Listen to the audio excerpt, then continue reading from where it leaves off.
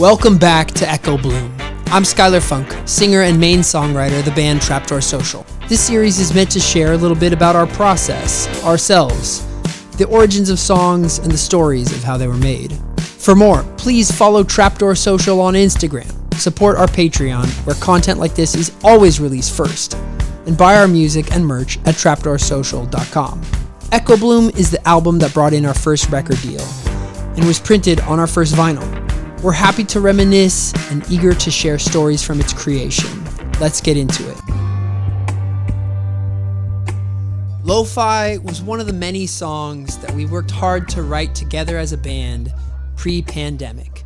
The story of this song is inspired by nights on tour that, let's say, could be attributed to Gainesville, Florida, or Knoxville, or Wichita. There's a special kind of show that sticks out over the years and years that we spent driving laps around the United States and playing concerts. There is a top-tier class of night where a show is followed by loving, warm interactions with fans, by the incredible adventure that is tour, and the sensation of standing in a parking lot afterwards, sweaty, drying off, exhausted, satisfied, and thrilled to be connected with new people who somehow spiraled through the universe and landed in the same club, in the same venue, listening to your concert that night for a moment that will never be forgotten. The introduction of this song has some stylistic references that you might not recognize alongside most of the rest of Trapdoor Social music. What's that, a harmonica, a cajon, some sort of brassy, rough acoustic guitars? This was the idea of the jam that might happen in that parking lot. You'd sit on the cajon, you'd have the acoustic guitar.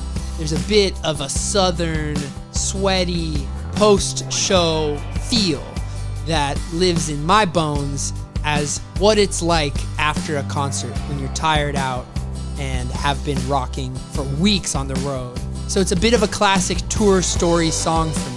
And in the production of the song, I felt like that had to be expressed in that jam that's not a drum set, not yet electric guitars, but a little bit of a different arrangement to start off the tune to reference that outdoor feel.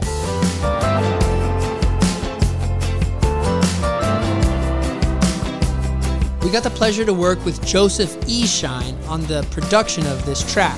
One thing that we got to do was layer the vocals as the song turns from a chorus into a riffing lead vocal, singing as high as I can, rocking out on that track. You hear a repetition of that vocal from the bridge. Oh shit, she's warming up, turn it to 10. Don't slip, she's coming up, let this feeling live inside of me.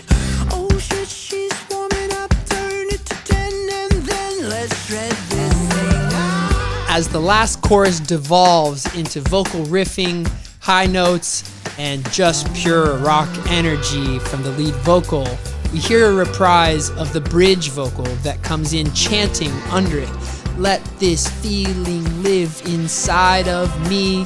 That driving group vocal gets to push along under the lead vocal in a technique that I've absorbed from many great songwriters who take two good things and lay them on top of each other for a little extra energy. This is the kind of thing that makes sense to bring a song home and give us some more juice as we finish strong.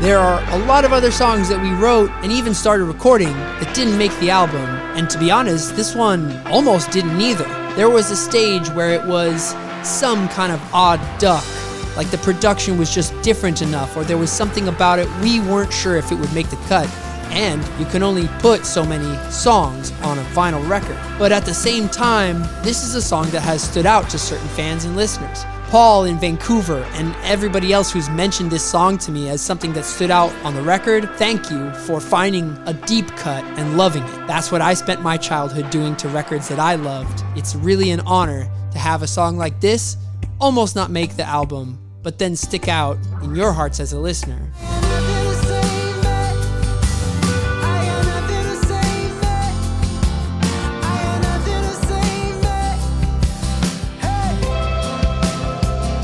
this kind of captured that fresh, new love, energy, excitement feeling from those nights after playing the show and maybe flirting with someone after the concert. This is that feeling, that satisfying, adventurous sensation of connecting with a new person that we reference a little bit in the lyrics of the song. And no, it's not anyone specific. It's just the idea of being there and the number of nights that piled up that felt like this. That's what created the song.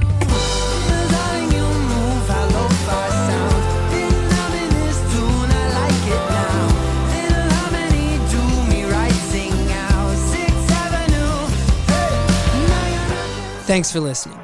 Thanks as well to Bob and Lisa at Pasadena Records, who believed in Echobloom enough to print it on vinyl. Thanks to Bruce Rave, our manager, great radio host, and friend. Thanks to Merritt and Kurt and everyone who's ever recorded us, written or played with us, or seen us in concert. We couldn't do it without you. See you next time.